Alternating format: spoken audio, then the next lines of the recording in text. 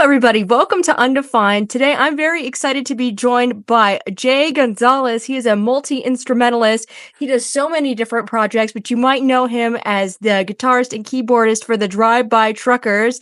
He's had a very busy year. Drive-By Truckers are currently about to go on tour, but he also has done work with Patterson Hood, played on his new album, and has been touring with him.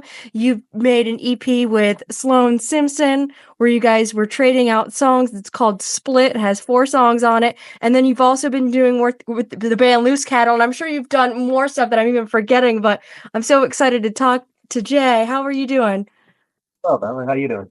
I'm doing great. So I feel like you have such an interesting story because you play all these instruments, you're in all these projects. I kind of want to start like, what was your musical upbringing? Like, how did you get started? Was it like something you were always into as a kid, or like when you were older, did you kind of gravitate more to it? And like, you have all these instruments behind you, so you can play a lot. So I want to hear like how you kind of found all of those.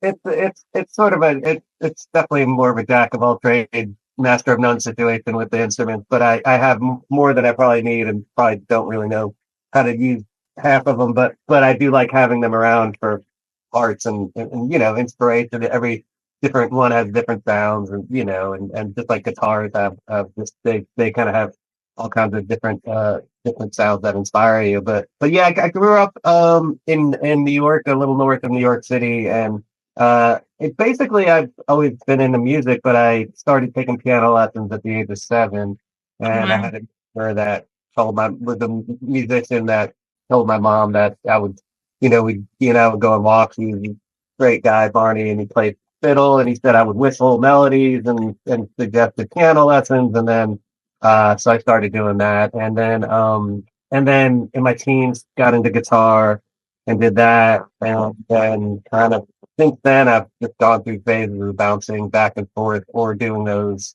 Mostly those are the 2 main instruments I do, and then everything else I play is mostly just versions of that of one of those instruments. If it's bass guitar instead of a guitar, or Mhm. accordion, which I don't really play, but I can play, for the keyboard stuff. And keyboards, there's all kinds of synthesizers and all kinds of stuff you can mess with.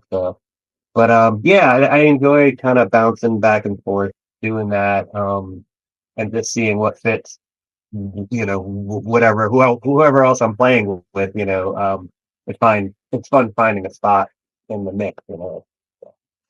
Awesome. And you mentioned you grew up in New York. So how long were you there? And then when did you move to Athens? And how did moving to Athens kind of shape your musical journey? Yeah, well, I went to school in Western New York, and once I graduated from there, the band that I had joined there, Love Apple, we all moved down to Georgia.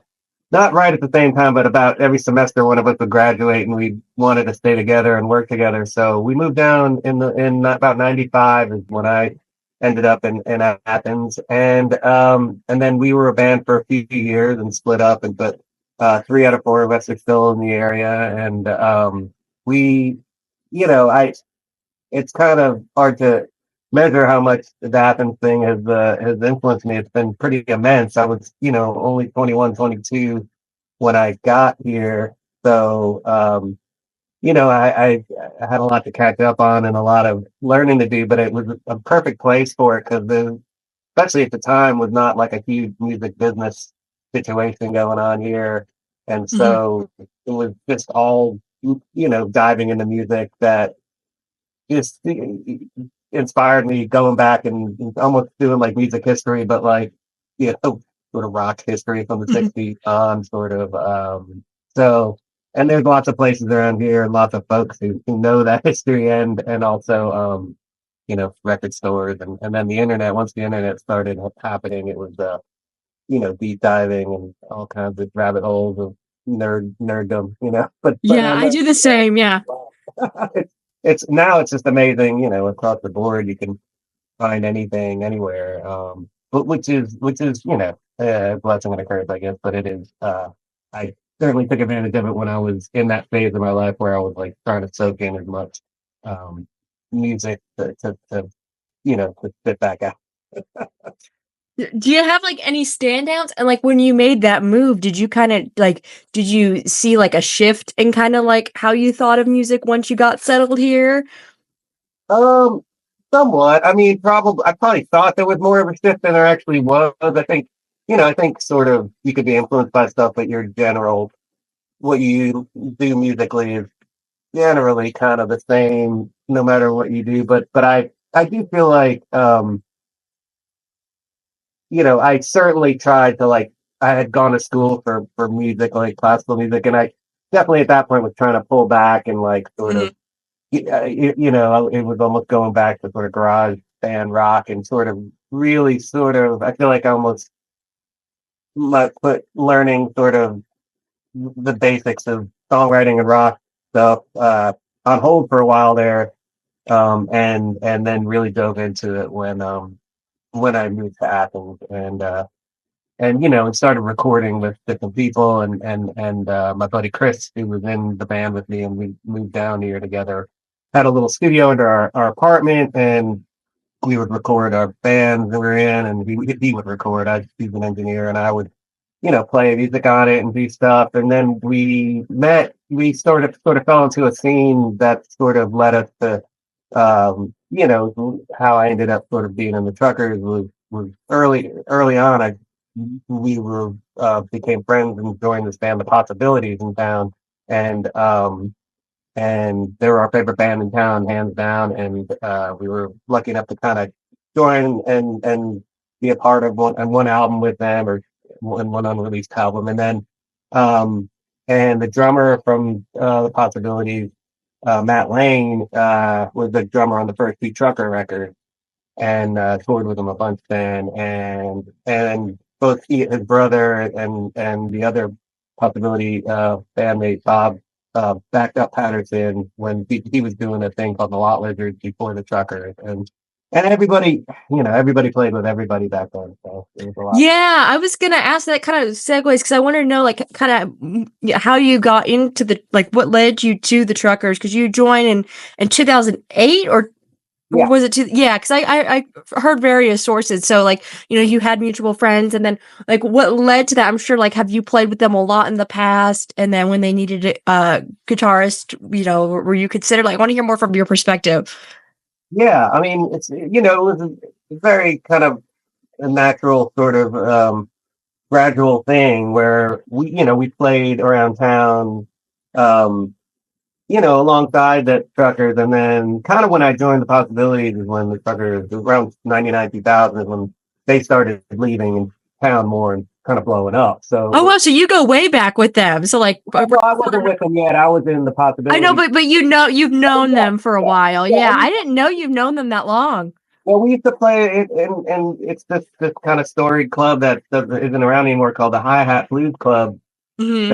Mutual friends of ours owned, and the band Love Apples and started playing there, and Patterson down there, and then the Truckers played there, and then a lot of folks in that same scene played there. So that's kind of where we started meeting everybody.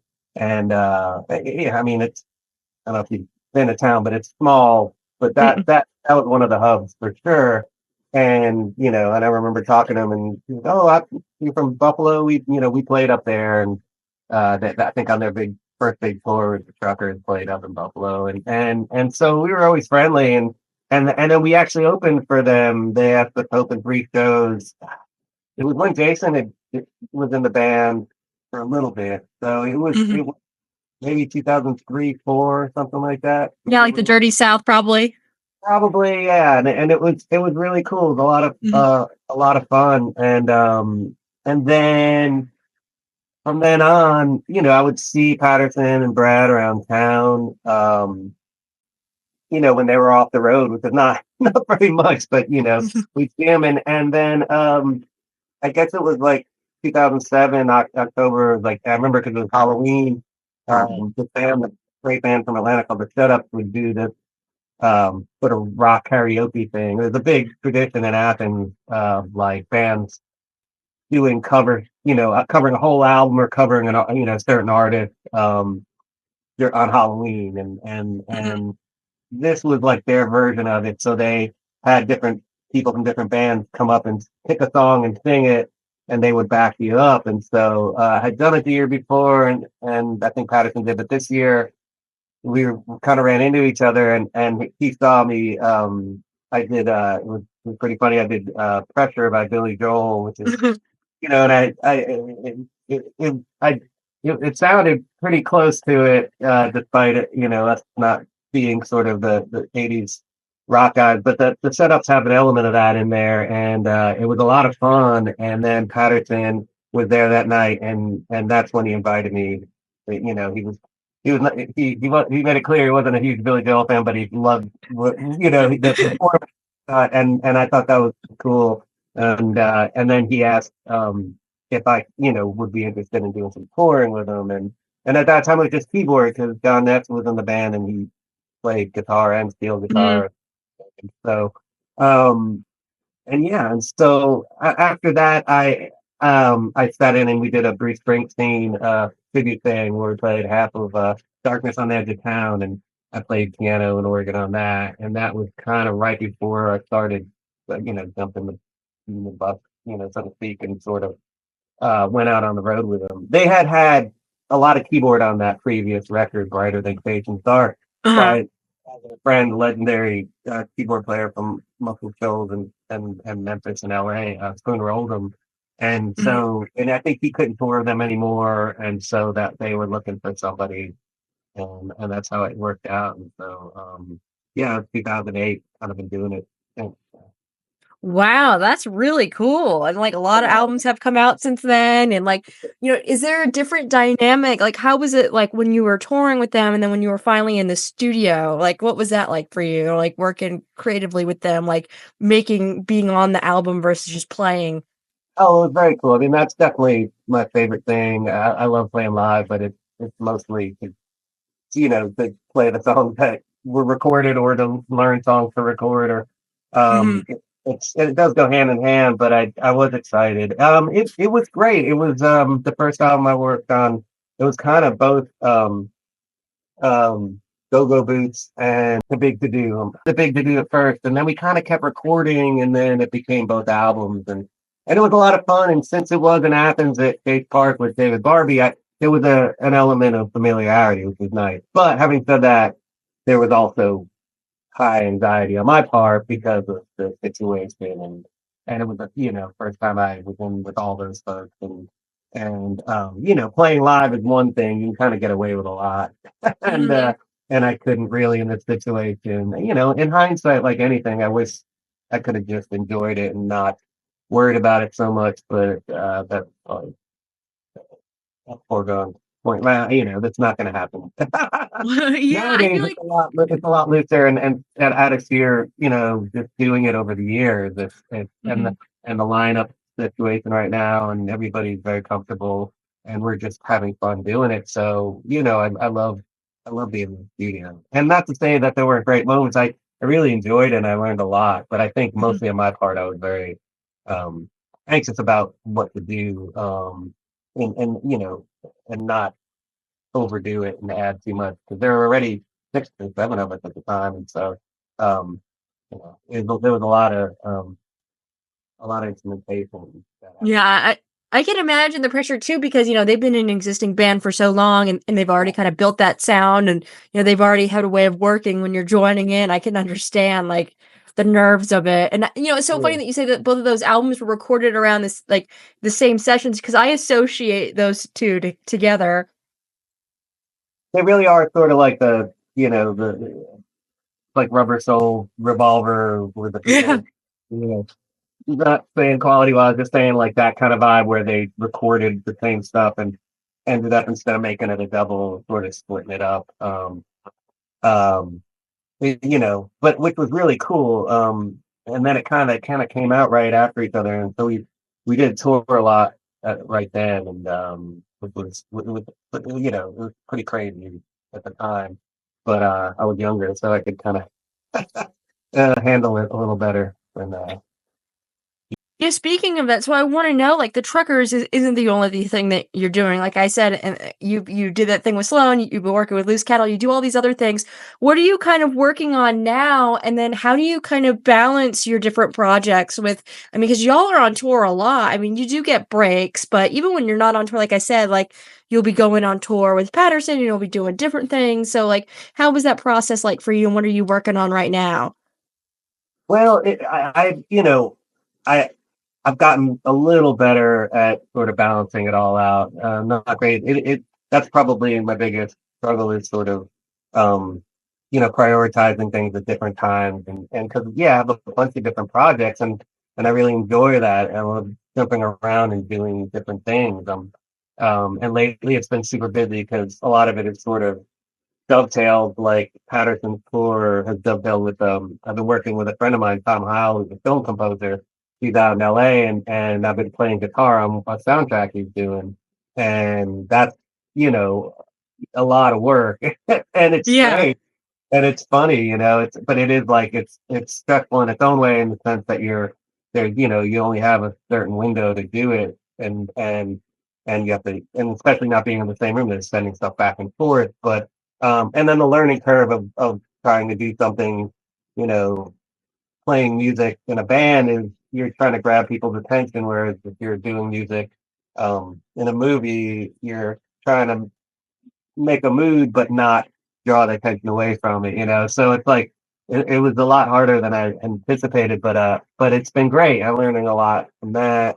And so I've been doing that, and sometimes on tour I'd have to do stuff and send it to them, and Hmm. but it's for the most part sort of lined up, and that's the main. I've kind of been doing that mainly, and then a friend of mine, George Davidson, is a local artist and saxophone player. We just did a record under the name Nerve Glitz, and it's full improv between me playing guitar and him playing all these percussion, some pianos and all these different bells, and then layering out he's a great saxophone player. So it's sort of totally different thing than I've ever done, but that, and then the thing that I've been doing for the last 5 6 years that is sort of my main thing.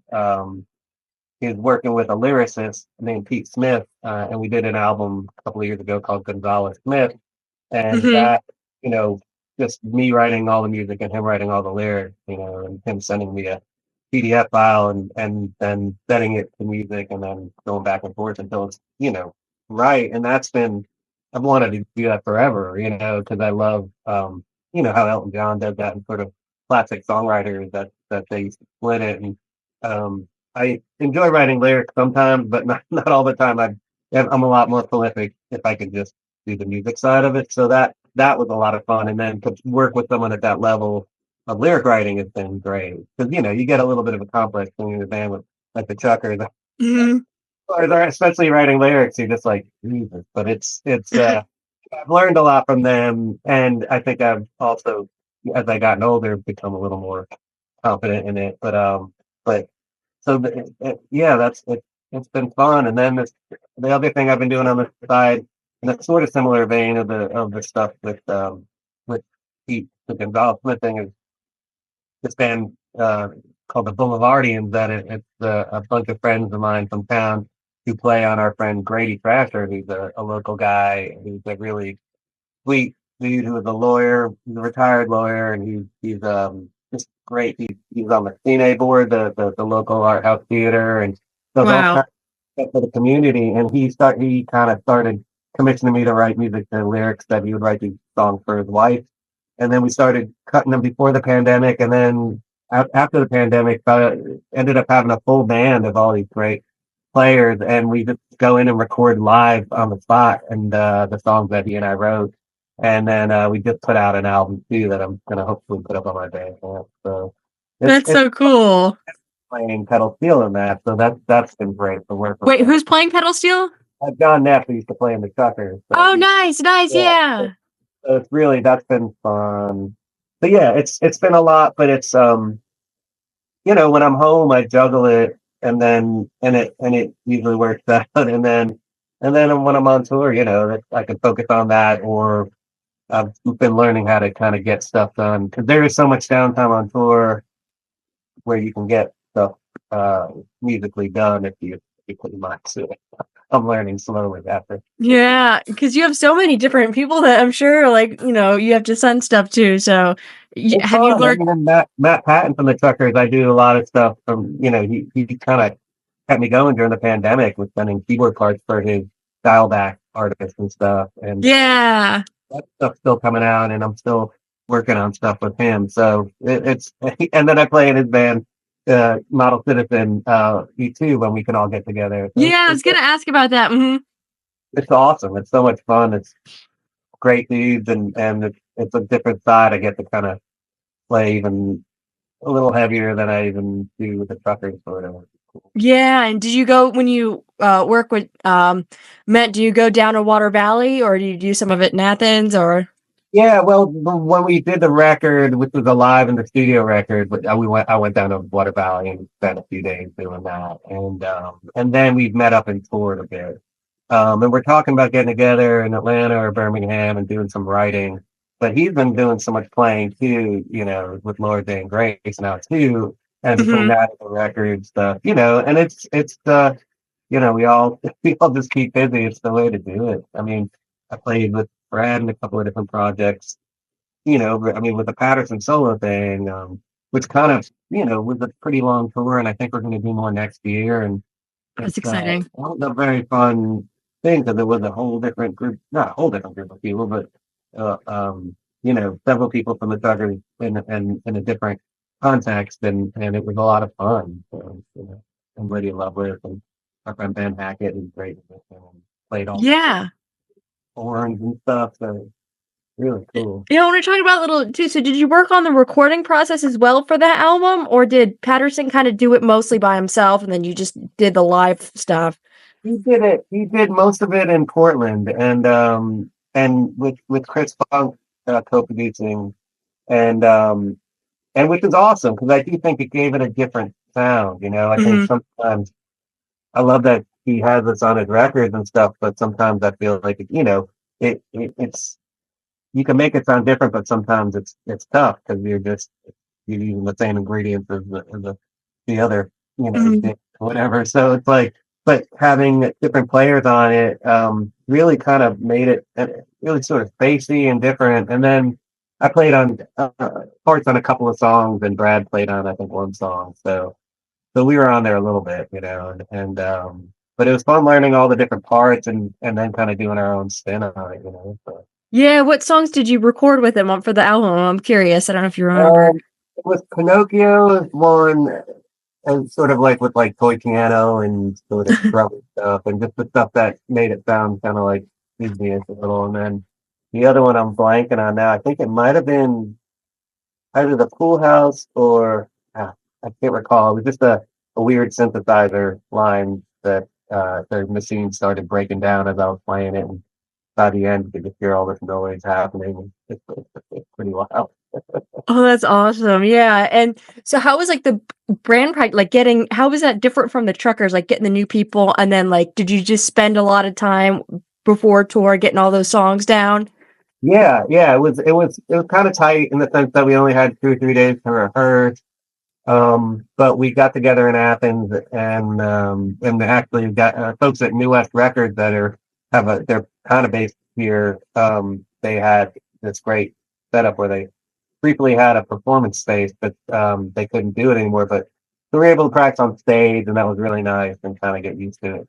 And then the first few shows are probably borderline practices. They were kind, it was like a house party of friends of ours in Richmond. That was great, but it was, we were figuring out the songs for sure. I think it was kind of advertised as a half rehearsal, half performance, Hmm. and then by the time we got to Boston, where we started the tour in earnest, it was you know we figured out most of the basics of it, and the whole tour is just a learning process, but in a really cool organic way. Which is always the case, with Patterson, you know, especially with sort of the solo stuff and just everybody falling into their parts, and it really became a really a tight set by the end of the tour.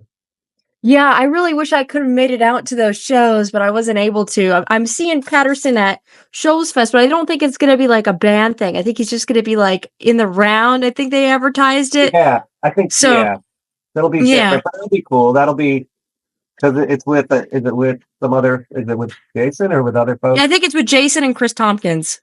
Oh, cool. Well, those are really cool. I've done that a couple of times with different folks being in the round thing, and it is kind of fun because it takes the onus off you, and it makes it sort of a bit of a collaboration, you know. And then also it's also fun to try to pick the song that will work right, you know, it's almost making a set list on the spot. But yeah, that'll be really cool. And I'm pretty sure we'll be doing a full tour sometime next month. So. Yeah, I'm gonna try to make it out. I'm getting my PhD at the University of Alabama, so I'll be busy. Very But cool. Yeah, thank you. absolutely. Yeah, if you guys come back to Birmingham or somewhere close, or if it's a weekend, I want to try to make it out. Yeah, we usually end up hitting Birmingham at some point, you know, and we've had a fun time at the Saturn. It's always a blast. Oh, the Saturn's awesome. I really wanted to make it to that, but I just my schedule it didn't work out. Oh yeah, no, I mean, you gotta focus on the work first, and then Yeah, I know.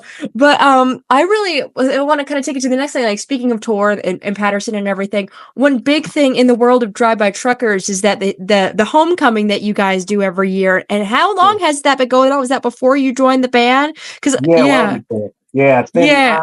I don't know because, but I want to say the 25. I think this was like the 25th, 26th year last year of the homecoming. Right? Well, yeah, it's been happening. Like I'm 24, so it's been happening longer than I've been Yeah, alive. That's really oh, crazy. absolutely. Those are like the It's dates and stuff. Like the truckers, like their history. Some of the dates is fuzzy for me because I've only been following y'all for a few years. But that's crazy. I want to know, like, from your perspective, that's like the big gathering of like all the fans. Everybody comes all over, and you play in Athens for like 4 nights, right? And a bunch of different yeah, bands do it. And like, how is that like for you? And do you have like any favorite memories? I'm sure like you play with like Model Citizen there, and like, have you had any yeah, other projects that kind of get highlighted there as well? Like, I want to know yeah. because it seems so fun. I want to try to make it out like next year, go on maybe Friday, Saturday.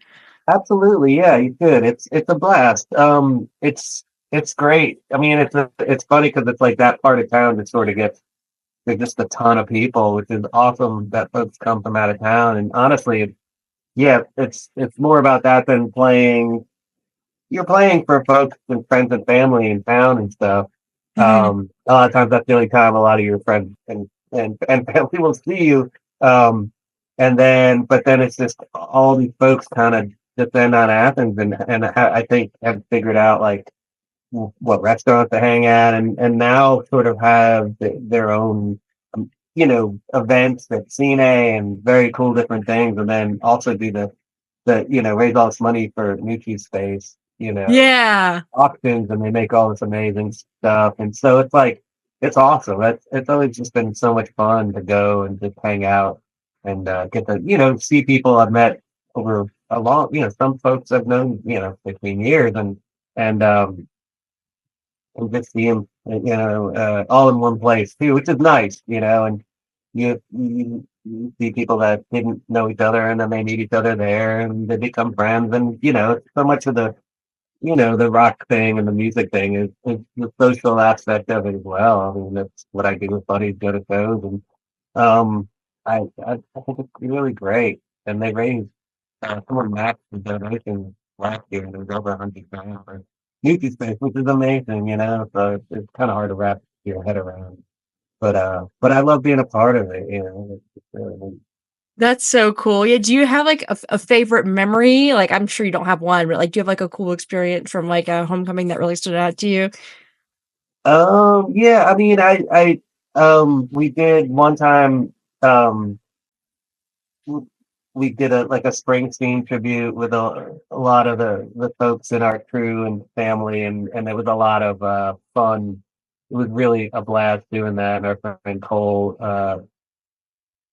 tended to be Clarence Clemens and had a saxophone, but he didn't play, and I played it on a keyboard. That sounded pretty fake, but it was a lot of fun. And that one was really so was a great show. And then a few times he Patterson's asked me, like my band, the Guilty Pleasures, to open, and a really fun one was when I did this Bittersweet album of like 5 songs that were strung together, and we got to play that to open the show, and that was a lot of fun. Sort of having, doing pulling that off was a lot of fun. So it's just great. Yeah, it's hard to like narrow it down because there's so many different, neat things that happened that week.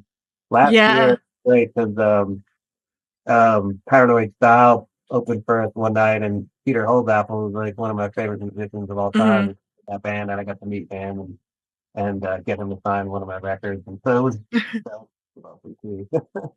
That's awesome, and you bring up a lot of, like, good points that, like, I wanna bring up as well, like what you said about the community, like, I'm involved in, like, a lot, and I've observed, like, from going to shows and being involved online too, like, so many different band communities and spaces, and I feel like the drive-by trucker space specifically is, like, one of the standouts, like, it's just a bunch of everybody that I know that is, like, a drive-by truckers fan is just, like, so cool, so passionate, and I'll, like, either like I'm really active in like the Facebook group and Courtney's a good friend of mine and I met Yeah, like a bunch of friends from there and then even like random people at shows like I'll be talking to and we'll be talking and they'll be like, "Oh, do you love the drive-by truckers?" And I'll be like, "Yeah." And like everybody's just so nice and it just like forms like that instant bond and like they all have good concert etiquette and like, know how to all big music nerds. It's just like a yeah, cool like safe space in like the music world, and I think that's awesome. And it is a wide variety of people too, which I think is really cool. absolutely. Like all That's the different kinds beauty of of it. people.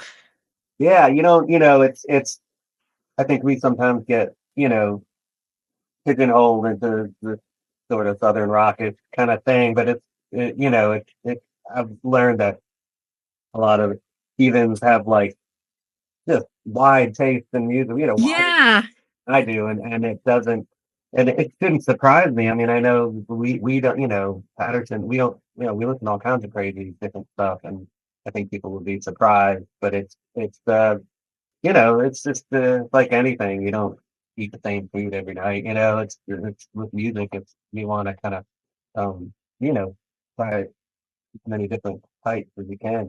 So Yeah, and I think your tours and, like, lineups like, represent that too, because you always have like, you don't just have, like, music that sounds exactly like you guys, like, opening for you, and I think that's really cool too, and you make like, that's true, like, my shows is called Undefined because I don't wanna, like I don't like being kind of pigeonholed by a genre, like, I do cool. like a lot of this, like, Southern Americana, but I like other stuff, I like, rock and roll, pop, indie, new wave, like, any kinda Yeah, thing, so I like to kinda have that open, and yeah, all of my friends that of you guys, I mean, we're all into all kinds of different music too, so I think it's really cool, and that you guys, like, showcase other artists too, like, I find a lot of music and stuff just from, like, who you guys have open or who you guys are talking about, that's how I found MJ Lenderman and Wednesday, which yeah. is from the Truckers, and I'm big That's into them that's now, how yeah.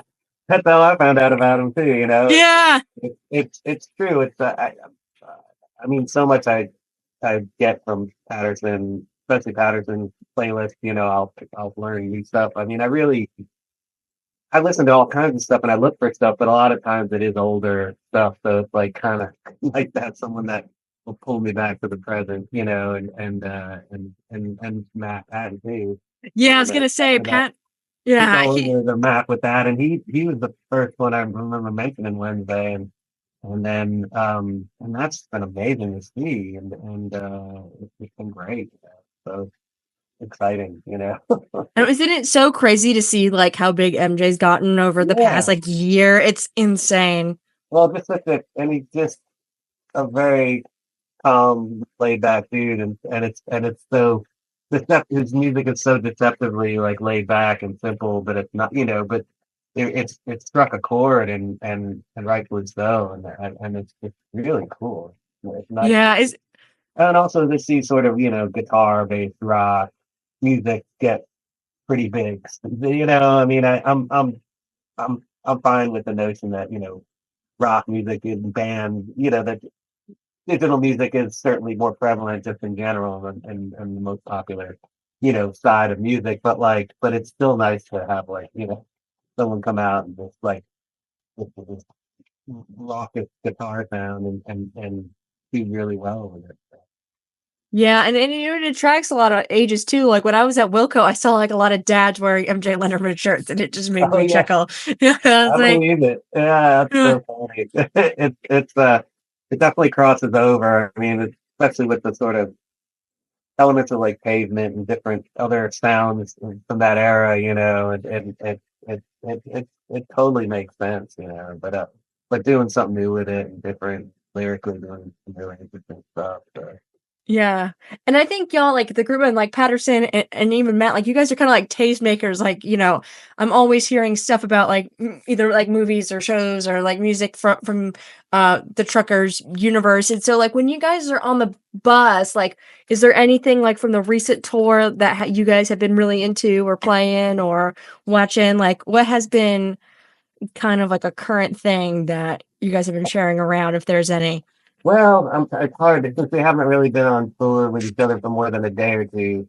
Uh, it'll probably be cropping up this summer. Usually, it's movie stuff, recommendations, definitely primarily from Patterson and stuff. And so, like, I will kind of watch something on his recommendation. I mean, really, that is all we kind of do is throw stuff back and forth. And have you heard this? Have you heard this? And that's how you find stuff. I can't think of anything offhand. I mean, certainly, certainly the one, the MJ Renderman stuff. But I mean, I know there's a bunch of other things, but I'm blanking at the moment. Usually, when I'm asked about like what I'm listening to or something like that, it's just there's hundreds of things that just all disappear. Yeah, that's how it is too. So, And then we'll end the call and you'll probably think of it then. yeah, I can send you an email of a list, a comprehensive list after. Yeah, I mean, if I need to watch a movie, I'll just look on Patterson's Instagram. He's like, he watches more movies than I do. Yeah, He's always finding something. that's just, music obviously is his favorite thing, but I mean, I don't know. I think in a slightly different alternate timeline, I mean, the film stuff could have been his main thing, so, and may still be, who knows. Yeah, and, was it cool for you? Like, I wanna elaborate more on, like, scoring. I don't know if you can talk too much about the movie that you're working on, but, like, from kind of being into movies and stuff too, like, did you watch the movie that you're doing the score for while? Because I wanted to know more of that because 'cause I'm really into movies and TV too, and I'm always fascinated about, like, the music that they choose to put into it, but also, like, the composing and, like, how that works when you're making music specifically for a film. Sure. I mean, I was learning. It was kind of, I was an apprentice and am still, and it's been great. So yeah, we got a friend of Tom did um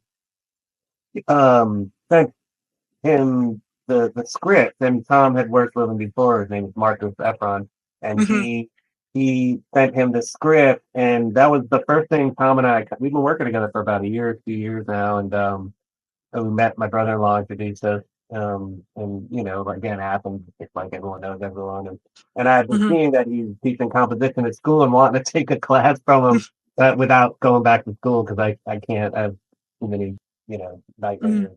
Going can't go back to college. But literally every night I have a nightmare about going to college and not, having a class to graduate, which is kind of what happened.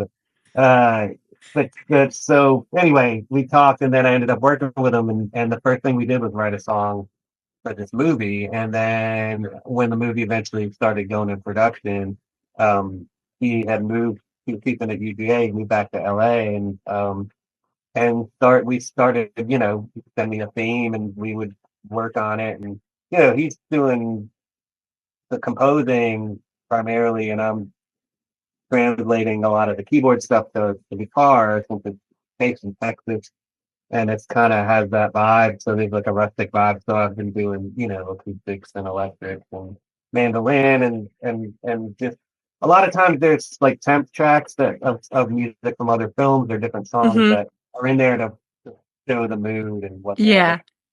And then so we would either try to do that, and that's one thing I learned that was fascinating was knowing when to like try to get it as close to the temp or to if you have an instinct go somewhere else. And so I would learn all that stuff from Tom, and it is fascinating to see, but it is like a puzzle piece, and very much in the same way that it doesn't get easier as the movie goes on, but in a weird way, you have all more pieces to sort of, it's you're closer to solving the puzzle. I'll just be this metaphor into the ground, but like Mhm. the difference, I guess, between puzzle pieces and that is that you're using a theme, so you can take that theme and sometimes it works on this other thing, and so you'll work on this one scene forever, but then all of a sudden you can take a piece of that and move it to this other scene, and tie it together story wise, and then also, um, yeah, just have continuity because it is the same music.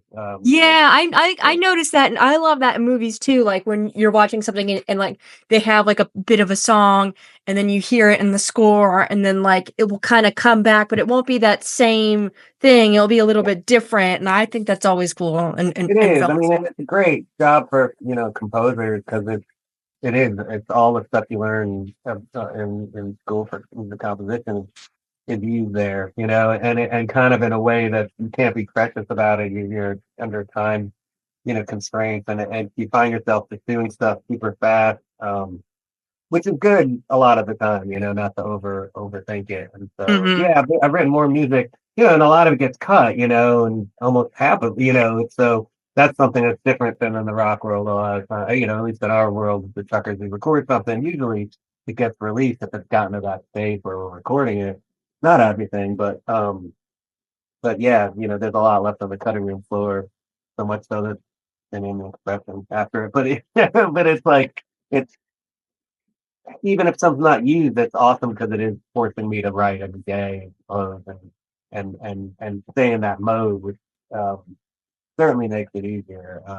I think it's very cyclical in the rock world of touring and then writing songs, and then recording songs, and then going back and playing them, and so Hmm. you're not constantly writing. Yeah. You go in these different modes, and you don't you won't write for a while, and sort of you can't do that in that world, which it's certainly the tough part, but it's also it's pretty neat to wake up and then that night have something completely new that wasn't there before. Yeah, even if it doesn't work, it's you find it, and so that's been a lot of fun, and I think it's getting it's still in production, but I'll let you know when it's out. Yeah, that's awesome. And did it bring you back to like, as you did school for like classical music, did it bring you back to like the work that you used to do when you were in college? A little bit. I mean, I was the difference of where I went to school and what I was studying was it was way more. There was no connection to sort of like actual modern media. It was like the composition was like stuff being performed in concert halls for other musicians as opposed to there wasn't a lot of real world sort of crossover. Whereas now there's a lot of and I'm sure now, but there's different schools where it's aimed for that for film compositions. Hmm. I didn't quite have that, but there's similar tools and a lot of Yeah. stuff that I kind of wrote off back then, realizing that I did maybe learn something and retain a little bit, when we start working on that. So that's what I love about working with Tom is that he's trained and he does all that stuff and he's a professor and he composes the conductions for big ensembles and one of the things he did for the Band of Boulevardians album score strings for these songs that for the sort of 40s sounding lush arrangements and that was a great thing to learn, if he can do that. But yeah, it's a lot of fun.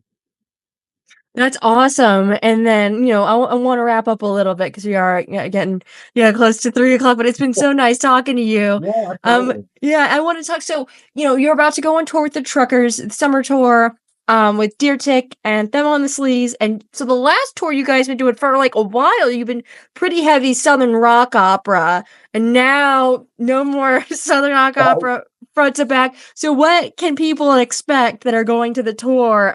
Is it gonna be kind of a different set each night, or are there, like, certain songs that are you guys have been practicing, or, like, what's the vibe?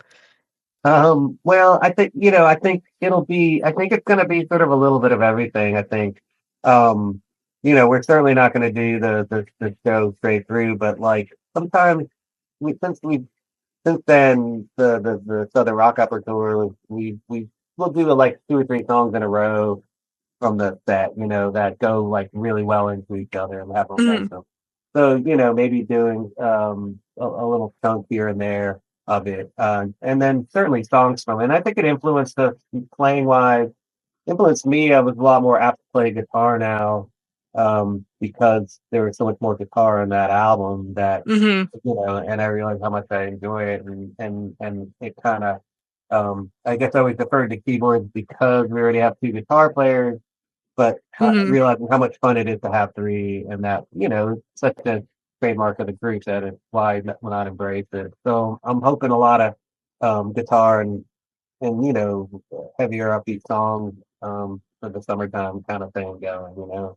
So I can't, who knows? We don't really make set lists. They're playing a lot, so still up in the air. But that's hopefully the direction I think we're leading. So. That's awesome. And is there anything else that you wanna, mention that I haven't brought up yet that you have coming up?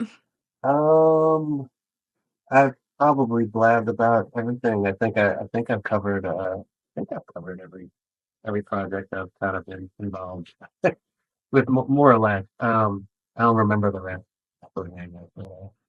No, this has Awesome. been great. I had a lot of fun. Thanks for Yeah, I had a lot of fun too, and